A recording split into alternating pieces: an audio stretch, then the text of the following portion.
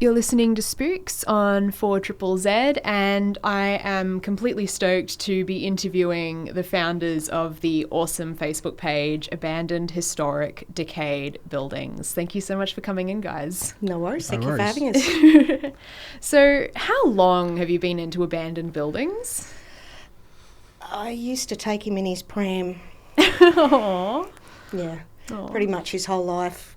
Oh, We've wow. been doing this, and before he came along, I was doing it as well. So, yeah, pretty much forever. Oh, okay, that's honestly really cute. Like, It was a big pram. what kind of abandoned buildings did you take him to, just out of curiosity? Well, back then they were everywhere. Oh, wow. Everywhere you could go. Every street had an abandoned building that we used to go to and just have a look, and just the questions, like who lived there, what happened, the feeling of the house, and the stories that it could tell were just overwhelming. And it's Yeah. just steamrolled since then, and yeah. So what made you jump from just looking at abandoned buildings to actively documenting them through photography and sharing the history with them? The Broadway Hotel. Oh, yes. The Broadway Hotel, that was the kickstart. We did the full photograph session of the full hotel, including the basement, Okay. and a group contacted us and said that they're doing everything they can to try and rescue the hotel and wanted to use our photos, and it's just steamrolled from there, and got us thinking there's a lot of places that do have history that are just left, and nobody cares, and nobody knows that they have this history that should be noted. Yeah. And then they're gone and nobody knows. So it's just steamrolled now, and whenever we see an old place or anything, we just try and look into it. We've got a team of researchers now as well that help us. So Okay. yeah, that's just became this big steamroll. Yeah. So when you do document a building, what sort of process do you do before going in? Yeah, that's Yeah, that's a difficult one, that one. yeah. Each place is completely different. Sometimes we're told about the places. Sometimes we do process of elimination. Sometimes we just come across them Okay. and we just take it from there. We have drone shots, we do still shots, then we collect the history. Yeah, each place is completely different. This is going to sound quite cliched, but most of the time, do you find the buildings or do they find you? Bit of both, really. Yeah, we've come across two in particular that just were so hidden, there's no way anyone could have seen them. Okay. But they were in the middle of this overpopulated area, and Oh, nobody wow. knew they were there. And it's like, it just, we saw it and it just happened, and it was the one that kicked our page off the most. Okay. 500 likes in one day. No way. So, yeah, we seem to think that they just sort of show up, a lot of them, when we're not expecting it. Yeah. What do you find to be the most dangerous thing about going to these places, and do you take any particular safety precautions? We haven't come across any bad ones, but our biggest worry is drugs and squatters. Oh, okay. But yeah, we make sure we take a little bit of protection when we go in, just in case. But we haven't had that issue. We're very lucky. Okay, that's awesome. Yeah. You're not worried about like asbestos or anything like that? Masks. Ah. If we've looked into it, we have been told that as long as it's not disturbed, it's not a major issue. And Okay. we're not really in there that long. So Okay, how long does it take approximately? Depends on the property, usually. Okay. If it's a big place, anywhere from an hour to 3 hours. Okay. Just depends how big the place is, really. All right. standard house usually about 2 hours. Oh, wow. And that's like full photos, going in, under, above, drone shots, border, everything. We do the whole property. Wow. Your mum says that you're the drone photographer. First of all, like, That's awesome. Did you ever imagine that you'd be using the drone to take pictures of some pretty intense locations, or is that solely why you bought the drone? No, well, I bought it as a toy Okay. to start with, and everyone hated me for it because it cost so much. And then it just led on from flying it in my spare time to photographing buildings. Oh, wow. So, yeah, it's just steamrolled from a toy to being an actual purposed item. Okay. Do you happen to take pictures of anything other than abandoned buildings? Yeah, mainly sunsets. Like Oh. whenever I can get out and find a good shot, I will. That's a bit of a jump, going from decaying buildings to sunsets. Yeah, it's And the dog, Oh, yeah. What breed? Aussie Bulldog. Oh. Yeah, he's big in the family. Instagram, we do the whole lot with him. Oh, wow. So, yeah. And we're saps for the dog. For some of the places that you have taken pictures of, for instance, the Woogaroo Lunatic Asylum in Wacol, you can be prosecuted for trespassing and or cop a fine. Have you ever been in trouble with the law? Not yet. Not yet. But we have discussed this, and we've come to the conclusion that because we're not just urban exploring, we're doing something that is hopefully going to be kept. Like one house, we've had a woman that's actually inquired about purchasing the house Okay. because the developers want to knock it down. So she's asked if she can have all the contact details, and she wants to purchase the house and move it onto a property in Ipswich. Oh, wow. And she wants all the information, photos, everything to go with it. Okay. And we sort of the thought, and we've discussed it, that if we do get charged for trespassing, it's kind of worth it. All right. It doesn't really worry us because so much is being gained by what we're doing, if that makes sense. Yeah. And, I'm pretty confident that you guys don't go in there, take the pictures and go, all right, let's spray paint our names on the wall. So It's funny, we've got quite a lot of firm rules. We don't steal, we don't break in. If it's not accessible, we don't go in it. We only do the outside. Okay. We never move anything. We don't leave any footprints of any sort. We just do what we're going to do, then we leave. If possible, we always lock the place up tighter than when we left. Oh, wow. So hopefully it's protected from when we've been in there. And there's a few heritage listed in buildings in Brisbane that aren't abandoned or decaying. And which ones stand out to you? Oh, there's so many. too many to count. Yeah, Lamb House. Lamb House is definitely yeah. It is definitely stunning. If you could resurrect or restore any building, Brisbane or otherwise, that's kind of decaying or has been abandoned, what would you bring back? Lamb House. Ah, yeah. Which we're really pushing really hard to do.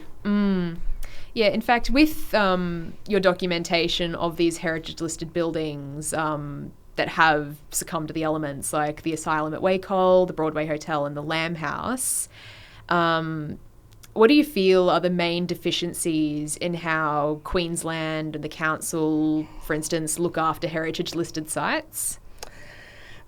Oh, that's opening a whole big can of worms. Where do we start? They don't work with the owners to try and keep what they're doing up. The laws haven't been reviewed since I think it was 1982. Close to it, yeah. You know, they're not keeping up with updated everything else. Yeah. And looking after the owners and helping them. They're telling them what they should be doing, not assisting them and supporting them in trying to do it. And that's another aspect that we're trying to address. And hopefully we've got meetings with Jackie Trad as well. We're trying to be like a go-between for everything and try and get all those updated and, yeah, just try and be a support system instead of a bullying, bossy system. Yeah. So just out of morbid curiosity, what is the grossest thing you've found in a building? Bags and bags and bags of dead fish. Oh, yeah. I think I've seen The this fish house. particular, the fish house. And we walked in, we drove up to the place and it was putrid. And we walked in and there's 3 feet Easy. each of fish and there's maybe 20 Oh. all over the place. There's a bag with about 6 in, and then in another corner there's one with 5 in. Ooh. And it's just wrong. Oh. We had it suggested that perhaps they were put in there to deter squatters for the smell, but yeah, we didn't stay long. Well, like the lamb house has had squatters in it, and just from looking at some of the photos of the lamb house interior, it looks like it smells awful. So No I don't air. know. Does the smell, in your opinion, ever deter squatters? No, Not even the fish smell. no. The fish house one, it was actually a bit upsetting. In one corner, it was reasonably clean, like it wasn't overly damaged or anything. But in one corner, they'd actually ripped up the lino and was using it as a blanket. Oh. And it just really sort of hit home that that's how people have to live, by pulling lino up of a floor of an abandoned house to try and keep warm. Yeah, that's... It's sad, but that's another can of worms again. Yeah, I can imagine some of the houses and buildings you've gone into do have that sad present and past and stuff. Like, that would be very confronting, I think. On a lighter note, what's some of the more interesting things that you've found in a house? The Broadway. Oh, yeah? Oh, yeah. Oh, yeah. We went into a room in the Broadway and there was about 24 used syringes stabbed into a queen-size mattress. Oh. Not just in the mattress either. They were stuck in the walls. Oh, everywhere. They They sticky taped them to the walls. Oh. But the ones in the mattress, you could tell, were used syringes. Oh, it sounds like a modern art piece at its Oh, worst. yeah. It was so decorative, we couldn't wait to get out of there. We won't be paying for that artwork anywhere anytime soon. Won't fetch big money. Sometimes the buildings and the houses that you photograph are time capsules in the sense that they might remind us of architectural styles and interior designs from times long since past. But in some of the photos on your Facebook page, it's the objects inside the house that remind us of what we used to be like and what used to exist. For instance, in one of your houses, I think it might have been the poo house, it might have been the rat house, there was a poster of an upcoming gig at the Beetle Bar, which doesn't exist anymore. It used to be at the end of Roma Street. Oh, okay. It had like a VW Beetle on the roof. Oh, I think I remember that, yeah. Yeah, so that used to exist, and there was a poster in one of the houses for a gig there, See, which I thought was fascinating. we never saw that. We probably did. It's We just that probably see did, that but it much. wouldn't have meant a lot to us doing what we were doing at that time. I mean, we look at things like the door latches, the window latches, things like old bottles, tins, any of that sort of stuff. But yeah, that's really interesting. Yeah. So other than like the door latches and the tins, have you found any objects in those houses that remind you of early times? Like, I don't know, toys or magazines or videos and I don't know. The cattle stud farm. Okay. The old lady had a sewing room, and it was full of old sewing machines, original typewriters, Wow. old cabinetry, old furniture. Just It had stopped. yeah, The house had just stopped. yeah. Oh. They literally, there was an old couple that lived there and he passed away. She was there for a little bit. She passed away and they just closed the house up Okay. and left it. Wow. And it's just rotting with everything they owned in there. It's Yeah. What would you say to people listening right now that are potentially interested in exploring some of these abandoned places? don't damage anything. That's the biggest irritant that we have is people that have to damage things. Be careful who you tell, Yeah.